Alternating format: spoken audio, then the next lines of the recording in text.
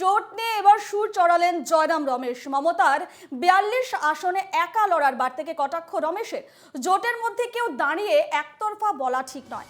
৪২ আসনে একা লড়াই করার কথা বলা ঠিক নয়। এখনো আলোচনা চলছে ও রফা সূত্র মিলবে। আমরা কখনো ৫ থেকে ১০টি আসন চাইনি। কংগ্রেস অধীর মমতার দ্বন্দ্ব রাজ্য রাজনীতি নিয়ে ইন্ডিয়া জোট লোকসভা ভোটের কথা মাথায় রেখে মন্তব্য কংগ্রেস নেতা জয়রাম রমেশের। জোট নিয়ে এবার সুর চলালেন জয়রাম রমেশ। কি বলেছেন তিনি শোনাবো। कुछ नहीं कहूंगा अधीर जी के बारे में और ममता जी के बारे में। वो पश्चिम बंगाल की राजनीति को लेकर ये बातचीत उनके दोनों के बीच में चलती रहती है। मेरा यही एक ही कहना है, इंडिया गठबंधन बना है लोकसभा चुनाव के लिए। इंडिया गठबंधन ममता जी हैं, वामपंथी पार्टियां हैं, कांग्रेस पार्टी हैं, 27 पार्टी हैं। तो इसको हमें विधानसभा के चुनाव के नजरिए से नहीं देखना चाहिए, इसको सिर्फ लोकसभा चुनाव के नजरिए से देखना चाहिए। आप मानते बातचीत चल रही है? बातचीत चल रही है हमारे ओर से। हमने दरवाजा तो नहीं बंद किया है। एक तरफा हमने कोई घोषणा नहीं की कि हम 5 सीट मांग रहे हैं, 10 सीट मांग रहे हैं, 15 सीट नहीं मांग रहे, ये नहीं। बातचीत चल रही है। जब बातचीत चल रही है कि माने क्या है कि हम ईमानदारी से बात कर रहे हैं, हम फेस टू फेस बात कर रहे हैं, आमने सामने बात कर रहे हैं।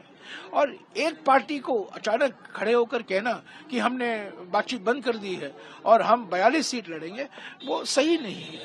तो ईमानदारी से इंडिया गठबंधन के बनाने में ममता जी का एक बहुत महत्वपूर्ण भूमिका रही है। इंडिया गठबंधन को इंडिया नाम देने में उनकी भी एक भूमिका रही है। हम उसको सब नहीं भूल सकते। और ममता जी बीजेपी के खिलाफ लड़ रही है, हम भी बीजेपी के खिलाफ लड़ रहे हैं। वो कहती है मैं इंडिया गठबंधन की एक हिस्सा हूं, वो हम उसको स्वीकार करते हैं।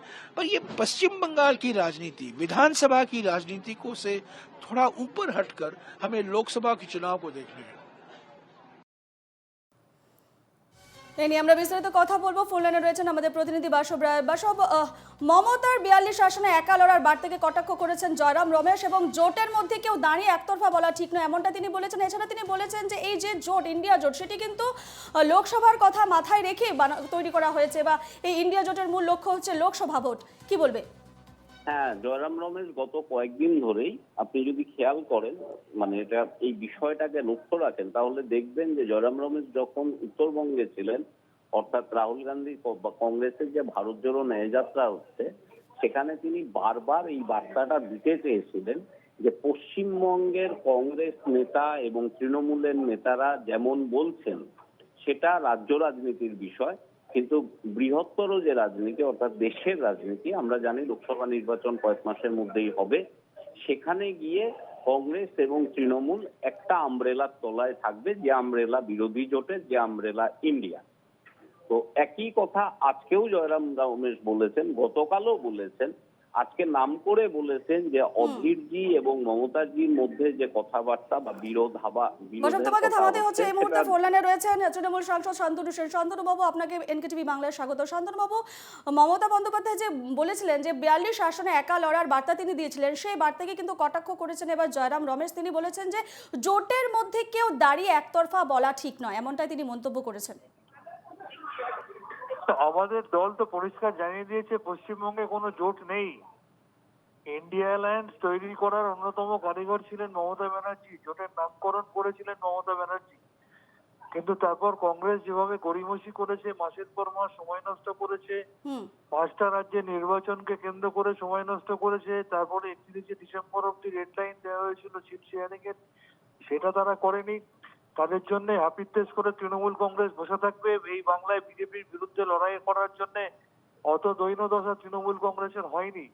আর দ্বিতীয় কথা, জয়রাম রমেশরা এখানে যাকে প্রদেশ কংগ্রেসের সভাপতি করে রেখেছেন, তিনি তো বিজেপির তল্পিবাহকতা করেন। তিনি তো প্রত্যেক মুহূর্তে বিজেপি বিরোধী শক্তি তৃণমূলকে দুর্বল করার জন্য মিথ্যাচার করেন, বদনাম করেন, মমতা বন্দ্যোপাধ্যায়কে উদ্দেশ্য করে অশ্রাব্য ভাষায় কথা বলেন।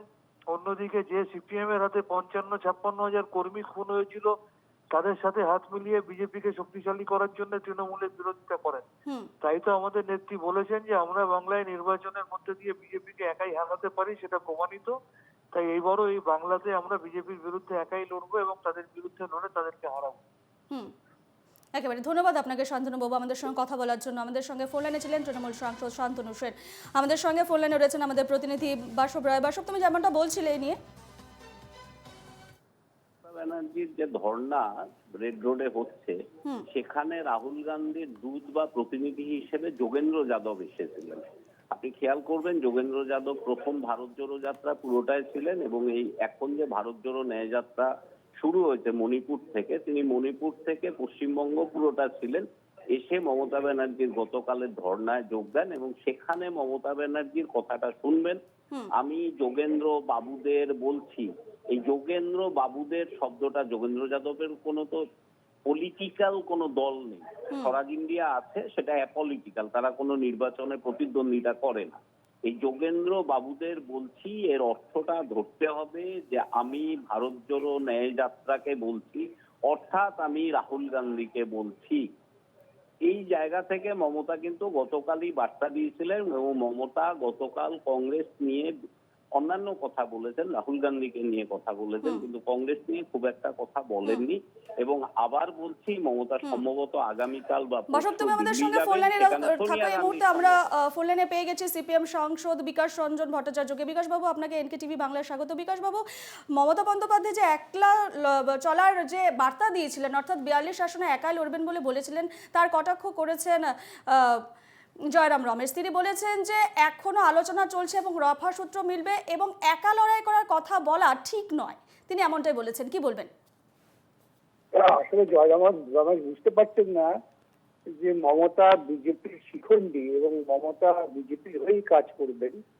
তিনি যতই ঐক্যের কথা বলুন, যতই আসন রফার কথা বলুন, সেগুলো কোনো বিবেচ্য বিষয় নয়। এটা জয়রাম রমেশকে যত তাড়াতাড়ি বুঝবেন তত দেশের পক্ষে মঙ্গল। বেশ, ধন্যবাদ আপনাকে বিকাশ বাবু আমাদের সঙ্গে কথা বলার জন্য। ফোন লাইনে ছিলেন আমাদের সিপিএম সাংসদ বিকাশ রঞ্জন ভট্টাচার্য। এই মুহূর্তে আমাদের সঙ্গে ফোন লাইনে রয়েছেন আমাদের প্রতিনিধি বাসব রায়। বাসব, তোমাকেও ধন্যবাদ জানাচ্ছি এই মুহূর্তে।